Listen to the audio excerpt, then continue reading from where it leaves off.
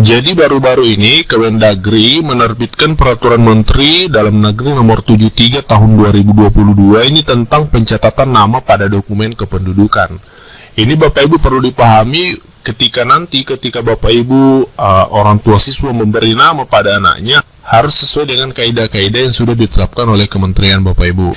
Yang pertama perlu kita pahami, pencatatan nama untuk di dokumen kependudukan ya, termasuk KK dan KTP, itu yang pertama harus mudah dibaca, tidak bermakna negatif dan tidak multitafsir.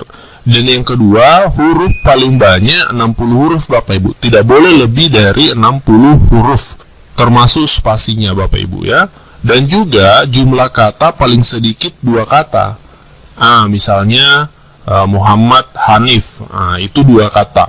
Tidak boleh misalnya Hanif saja, karena ini akan berpengaruh pada pengurusan dokumen-dokumen selanjutnya ketika Bapak Ibu anak-anak kita nanti mengurus misalnya paspor, itu minimal 2 kata. Jadi ketika Bapak Ibu atau orang tua siswa memberi nama untuk anak-anaknya diharapkan minimal 2 kata Bapak Ibu. Nah pertanyaannya adalah pasti Bapak Ibu bagaimana dengan yang sudah terlanjur 1 kata. Nanti akan kita bahas di peraturan ini juga dijelaskan secara detail. Silahkan disimak sampai tuntas Bapak Ibu ya. Dan selanjutnya di pasal 5 dijelaskan tentang tata cara pencatatan nama kependudukan dilarang. Yang pertama disingkat.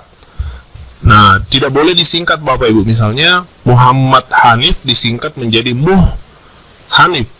Itu tidak boleh Bapak Ibu. Dalam peraturan baru ini tidak boleh lagi disingkat, jadi harus ditulis lengkap Muhammad Hanif seperti itu. Kemudian tidak menggunakan angka dan tanda baca, jadi bisa seperti selama ini dari Kemendagri memantau ada nama yang menggunakan angka ya dan tanda baca, itu tidak boleh. Kemudian yang selanjutnya dilarang juga mencantumkan gelar pendidikan dan keagamaan Bapak Ibu pada akta pencatatan sipil. Jadi ketika nantinya mengurus untuk dokumen kependudukan dilarang untuk mencantumkan gelar pendidikan SPD, SSOS, SE. Misalnya Muhammad Hanif SSOS itu tidak boleh. Cukup ditulis Muhammad Hanif seperti itu.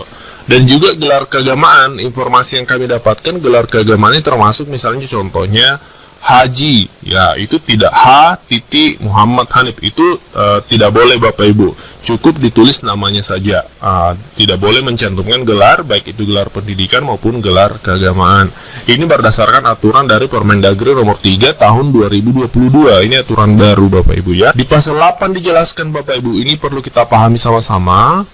Pada saat peraturan ini sudah mulai berlaku, pencatatan nama pada dokumen kependudukan yang dilaksanakan sebelumnya tetap dinyatakan tetap berlaku.